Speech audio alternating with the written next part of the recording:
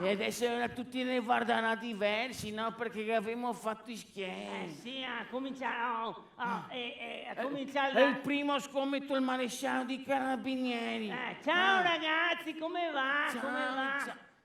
Ti va in giù, vecchio. E dopo mi compro una peccia d'oro, mi compro. Sì. Che fa caldo, E mi compro anche una cicciona che mi fa fresco dopo.